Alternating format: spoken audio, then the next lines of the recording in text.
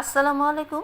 সেহরির সময় ঝটপট কিছু রান্না করার দরকার হলে এই বেগুন চিংড়িটা কিন্তু খুব সহজে আমরা ঝটপট রান্না করে নিতে পারি, আর খেতে কিন্তু খুবই মজা। চলুন তাহলে শুরু করা যাক সেই মজাদার রেসিপিটা। এখানে আমি দিয়ে দিলাম সরিষার তেল, তারপরে দিয়ে দিলাম একটু সাদা তেল। আমি দুটো তেল মিশিয়ে রান্না করব। আর এখন আমি দিয়ে দিলাম 3টা পেঁয়াজ কুচি করা। পেঁয়াজটা একটু লাল লাল হয়ে আসলে, নরম হয়ে আসলে আমি এখন দিয়ে দেব 2টো তেজপাতা।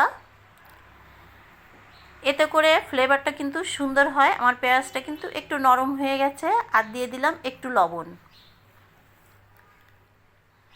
এখন আমি এখানে দিয়ে দিব বেগুনগুলো আমি এরকম লম্বা লম্বা করে কেটে নিয়েছি। এতে করে রান্নাটা খুব তাড়াতাড়ি হয়ে যাবে। এখন আমি বেগুনটা কিন্তু এই তেল আর পেঁয়াজের ভিতরে ভাজা ভাজা করে নেব, যাতে বেগুনের থেকে কাঁচা গন্ধটা সরে যায়। এখন আমি মশলাগুলো দিচ্ছি। দিয়ে দিলাম ঝালের গুঁড়ো, দিয়ে দিলাম হলুদের গুঁড়ো, দিয়ে দিলাম একটু জিরের গুঁড়ো, ধনের গুঁড়ো এখানে দিয়েছি 1/2 চা চামচ, আর জিরের গুঁড়ো দিয়েছি 1/2 চা চামচ মতো। এখন মশলাগুলো দিয়ে একটু ভালোভাবে কষিয়ে নেব।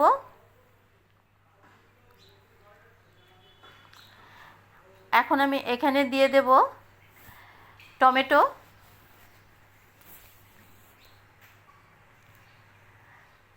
দিয়ে একটু ভালোভাবে নাড়াচাড়া করে নিই মশলার ভিতরে।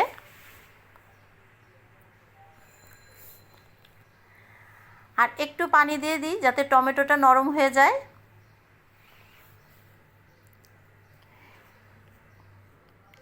এখন আমি ঢাকনি দিয়ে ঢেকে রেখে দেব টমেটোটা নরম হওয়ার জন্য।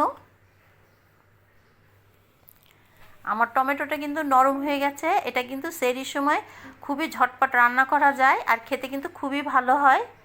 এখন আমি দিয়ে দিলাম সেই চিংড়ি মাছ, দিয়ে দিলাম কয়েকটা কাঁচামরিচ, আর দিয়ে দিলাম একটু পানি। ব্যাস, আমার কিন্তু সব কিছু দেওয়া হয়ে গেছে। এখন আমি একটু নাড়াচাড়া করে ঢেকে রেখে দেব 10 মিনিটের জন্য।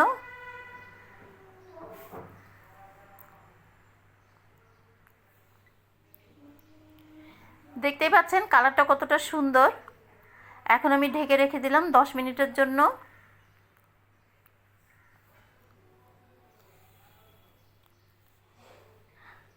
আমার কিন্তু রান্না হয়ে গেছে। আমি একটু নাড়াচাড়া করে নিই। রেসিপিটা কেমন লাগলো? এটা কিন্তু আমরা খুব কম সময়ের ভিতরে রান্না করতে পারি।